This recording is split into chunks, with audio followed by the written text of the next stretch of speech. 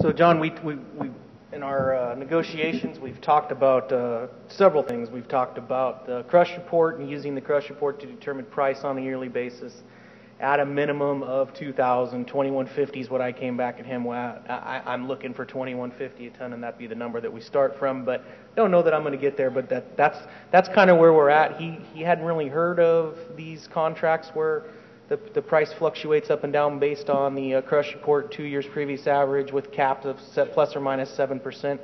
But that's fair. I mean, that's fair for the winery. That's fair for the grower. Both sides get to move up and down on that. So just wanted to get back to you and bring you up to speed as to where we're at. Well, no decisions have been made yet, but I know he's having some conversations with his attorney as well. So I just wanted to make sure we're all on the same page. Well, I'm glad you guys are coming towards some agreement. It is more common for wineries to supply the grape contracts. Not always the case, but often they do. I'm happy to jump in to help his attorney if his attorney's having a problem with some of the drafting of the concepts you're talking about. It's our job to try to translate these business agreements into workable provisions. I do want to throw a little bit of caution here. I didn't get this gray hair for nothing here. I've been through a few ups and downs in the industry. You guys are thinking about the bright tomorrow. That's great, but you know, it was only last year this guy was having some problems, right? Mm-hmm. With his bank, with his market, that sort of thing. I had a sense he's a little slow on the pay. There's a little risk of that. So, you know, one of the things I'm going to be looking at in this contract, in the new contract, is how to protect you.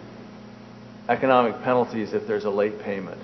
And by the way, you should be very careful, and you should talk to me if there's a suggestion of renegotiating the payments after the grapes have been delivered. You've also heard this concept maybe of a UCC or Uniform Commercial Code security agreement. It's great that you've got a grower's lien. That puts you in priority, but it's hard to enforce a grower's lien. You've got to sue, or you have to complain to the Department of Agriculture. If you have, at the same time, and they're not exclusive, a security agreement under the Uniform Commercial Code, that gives you a little more flexibility to go in and grab the grapes or grab the wine. You're a secured creditor in a bankruptcy as well as having a grower's lien. So those are kind of lawyery things that come from situation, experience, and you know, when there's a problem. Another thing we're going to look at is, you know, he was after you about viticulture. Sometimes was he okay and fair when you got to the weigh station, when you started to deliver the grapes? For the most part, you know, we did have some sunburn last year that he wasn't real excited about, and you know, we tried to take care of that in the field, but a little bit of that got into the whole 2 loads that I picked. So it, you know, there was a little bit of a problem there, but I don't think it was a hang-up. I think he realized when it was all said and done that, you know, there was nothing intentional. It just happened to happen. So sometimes, unfortunately, wineries use that moment when everybody's in great stress to press on growers and complain. And so, again, not just to be a lawyer, but because I've experienced this, I might want to beef up those parts of the contract that have to do with that process of delivering the grapes and making judgments about whether they're acceptable or not. But to step back a minute, I also want to make sure that you're thinking about where you're going here. 5 years is kind of a long time from a couple of perspectives. I agree. One, you know, you're not sure how he's going to do. 2, the grape prices are probably going to go up. You know, that you're tying yourself down for a long time. So if you can pull back a little bit from that, knowing you want to be sure about your future and your bank wants to know where you're going. Well, what do you think? What do you think about, you know, offering this contract that kind of slides up and down? Is that something that? That's a good way to deal with that. But okay, so all right, that sounds good. Yeah, we're definitely back at the table talking. It's a much more open conversation this year. It's a 2-way street, not a 1-way street. So things are, you know, substantially better. He keeps bringing up this thing about his 5-year projections. You know, am I out of line in asking him about those projections and maybe, you know, not tying my price to those projections, but just saying, hey, you know, let's talk about those projections. Why don't you show me what you're referring to make me feel comfortable in selling my grapes to you, being that, you know, last year it was a little difficult for me to be paid. What's your thoughts on that? I'm sure he'll resist that.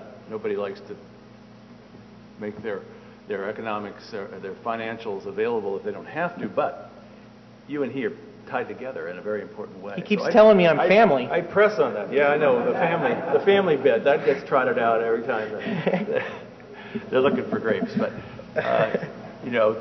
what we keep saying to you is you guys need to be talking across the board about the economics, about the viticulture, about the prices he's getting for the bottle, all those sorts of things. All right. Well, thank you.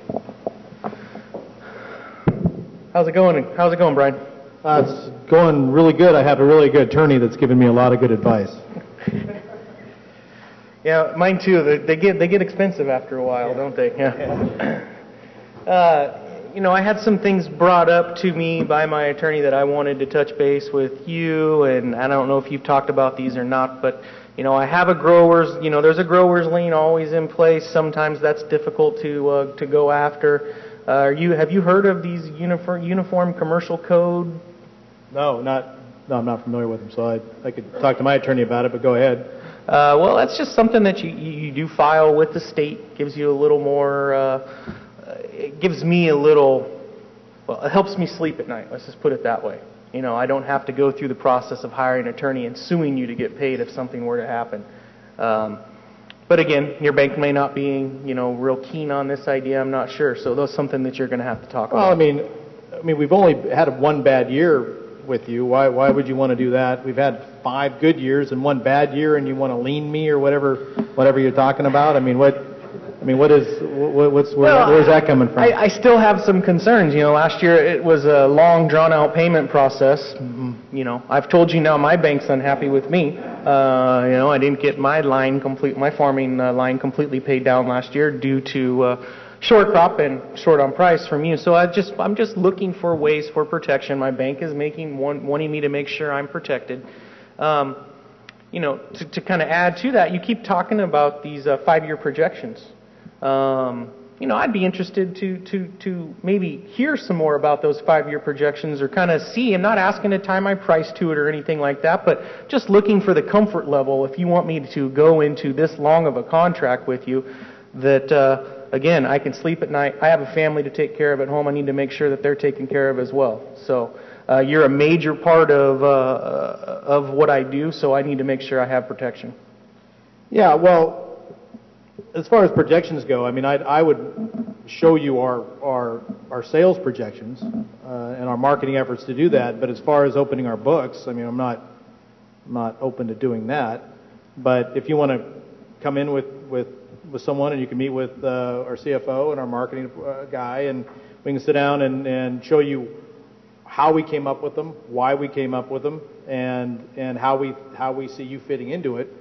I'm open to that, but to come in and say, hey, let's look at the numbers, I'm not able to do that. Sure, understandable. Okay, I understand that, but I do appreciate the opportunity, at least being to see some projections.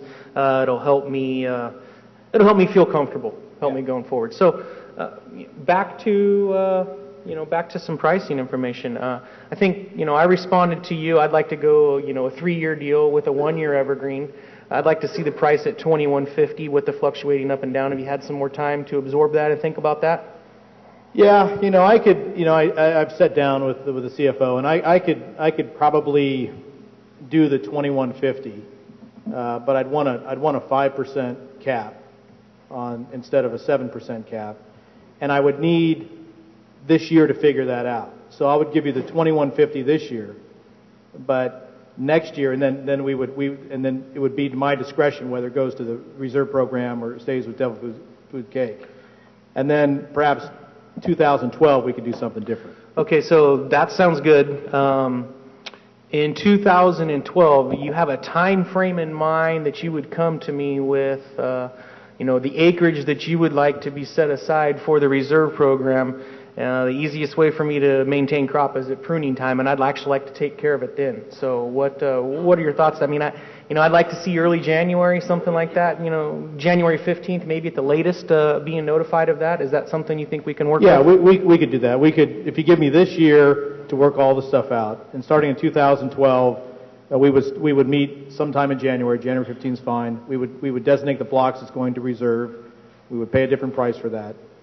And then we would take the rest for Devil's Food. And that price is $3,000 a ton. Now, is that going to be included in for this contract that we signed originally, or is that going to be a separate contract at that time? I mean, my thought is we need to include it in the original contract, because at some point in time, I'd like all 23 of my acres to go to your reserve program like it always has. So I'd like to see it all written in one contract. Is that something you think we can do? Yeah, I mean, our general desire is to sell all your grapes at that $35 price point. Our margins are bigger and better, but at this point, it doesn't look like that's going to happen. So what we would do is we would designate January 15th what blocks would be going in the reserve program for each year after 2011, and then that's what we would pay that $3,000 price on, or those blocks that we designated.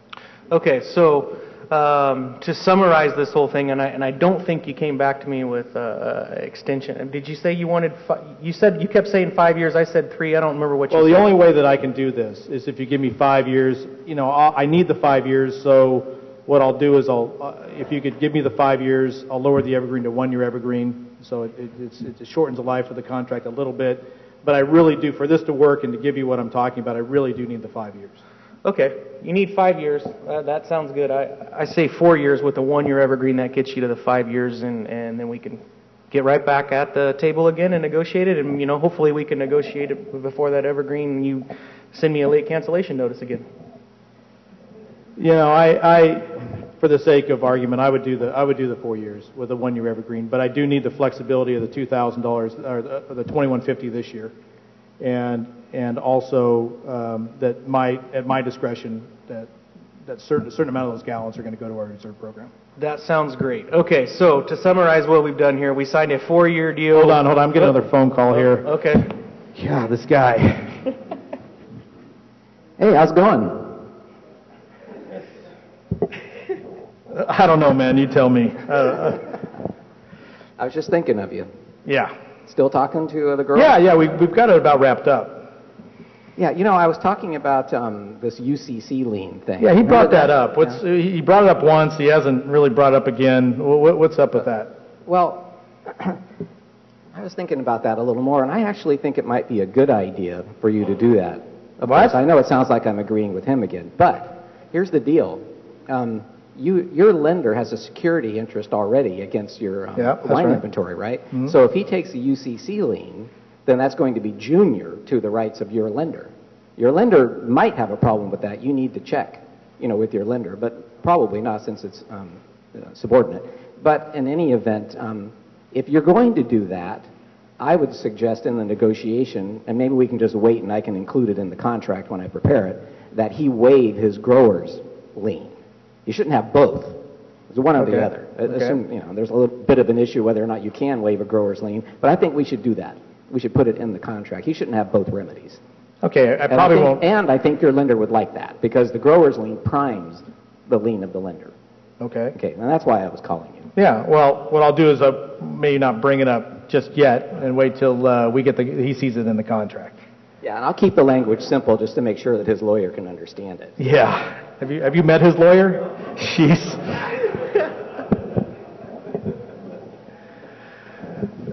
So I'm glad you guys have reached an agreement. I'm sure there'll just be a few days of exchange of legal drafts to reflect the agreement between the Winery Council and myself.